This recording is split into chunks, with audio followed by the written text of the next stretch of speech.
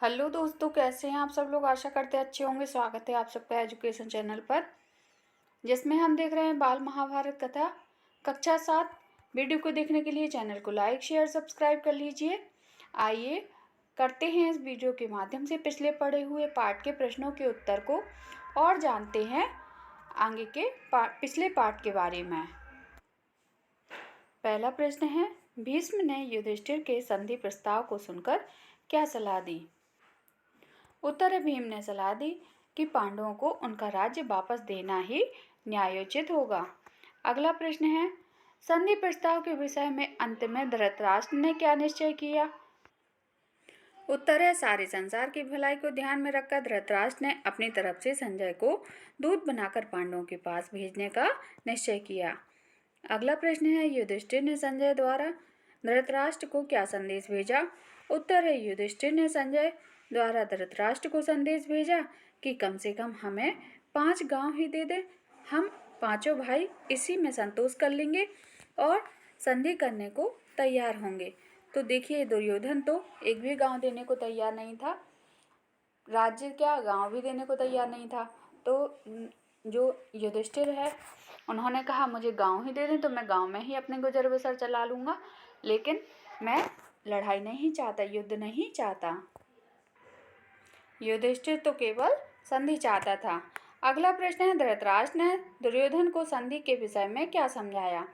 उत्तर है, धृतराष्ट्र ने संतप्त होकर दुर्योधन को समझाया, बेटा भीष्म पितामह जो कहते हैं वही करने योग्य है, युद्ध न होने दो, संधि करना उचित है। तो देखिए, सबके समझाने के बावजूद भी दुर्योधन मानने को तैयार नहीं है। अगला प्रश्न है, श्री कृष्ण स्वयं हस्तिनापुर क्यों जाना चाहते थे। उत्तर है, श्री कृष्ण स्वयं हस्तिनापुर जाकर शांति स्थापित करने का प्रयास करना चाहते थे, जिससे कि किसी को यह कहने की गुंजाइश न रही कि उन्होंने शांति स्थापित करने का प्रयास नहीं किया। तो देखिए, श्री कृष्ण अब स्वयं जाते हैं युद्ध के लिए, संधि करवाने के लिए। धृतराष्ट्र ने संजय को बुलाकर क्या कहा। उत्तर है, धृतराष्ट्र ने संजय को बुलाकर कहा, संजय तुम पांडु पुत्रों के पास जाओ, वहां श्री कृष्ण, सात्विक, विराट आदि राजाओं से कहना कि मैंने सप्रेम उन सबकी कुशल पूछी है। वहां जाकर मेरी ओर से युद्ध न होने की चेष्टा करो। तो देखिए, धृतराष्ट्र भी चाहते थे युद्ध ना हो, सब लोग चाहते थे कि युद्ध ना हो, लेकिन दुर्योधन मानने को तैयार नहीं था। अगला प्रश्न है, कर्ण ने संधि के प्रस्ताव के संदर्भ में क्या बोला। उत्तर है, कर्ण ने बड़े क्रोध के साथ बोला, 13वां वर्ष पूरा होने से पहले ही उन्होंने प्रतिज्ञा भंग करके अपने आप को प्रकट कर दिया, इसलिए शर्त के अनुसार फिर से 12 वर्ष के लिए वनवास भोगना पड़ेगा। अगला प्रश्न है, पांडव और कौरवों ने अपनी सेना किस प्रकार इकट्ठी की। उत्तर है, उपलब्ध नगर में रहते हुए पांडव ने अपने मित्र राजाओं को दूत द्वारा संदेश भेजकर कोई 7 अक्षौहिणी इकट्ठी कर ली, जो 11 अक्षौहिणी तक हो गई। तो कौरवों की सेना कितनी हो गई, 11 अक्षौहिणी तक, और पांडवों की सेना क्या थी, उनसे कम थी।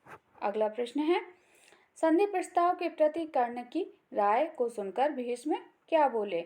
उत्तर है, भीष्म बोले, राधा पुत्र तुम बेकार की बातें कर रहे हो, यदि हमें युधिष्ठिर के दूत के कहे अनुसार संधि नहीं करेंगे तो निश्चय ही युद्ध छिड़ जाएगा और उसमें दुर्योधन आदि सबको पराजित होकर मृत्यु के मुंह में जाना पड़ेगा। तो देखिए, भीष्म, धृतराष्ट्र, युधिष्ठिर सभी संधि करना चाहते थे, लेकिन कर्ण और दुर्योधन संधि के प्रस्ताव को पारित नहीं होने दे रहे थे। अगला प्रश्न है, युधिष्ठिर ने किसे दूत बनाकर भेजा और उसने धृतराष्ट्र से क्या कहा।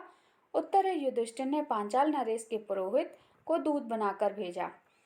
वह पांडवों की ओर से संधि का प्रस्ताव करते हुए बोले, युधिष्ठिर का विचार है कि युद्ध से संसार का नाश होगा और इसी कारण भी युद्ध से घृणा करते हैं, वे लड़ना नहीं चाहते, इसलिए न्याय तथा पहले के समझौते के अनुसार यह उचित होगा कि आप उनका हिस्सा देने की कृपा करें, इसमें विलंब न कीजिए।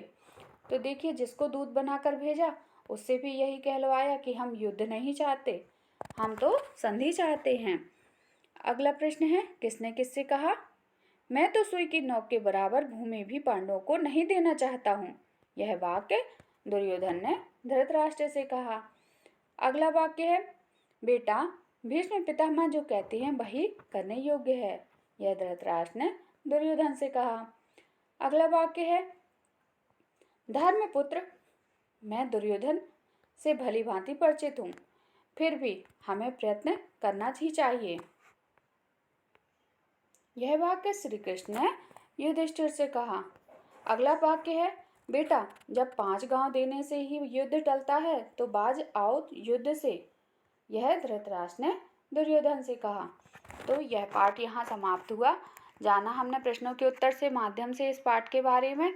अगले पाठ के माध्यम से महाभारत के और आगे की चर्चा के बारे में जानकारी हासिल करेंगे। यहाँ इस वीडियो को समाप्त करते हैं। धन्यवाद।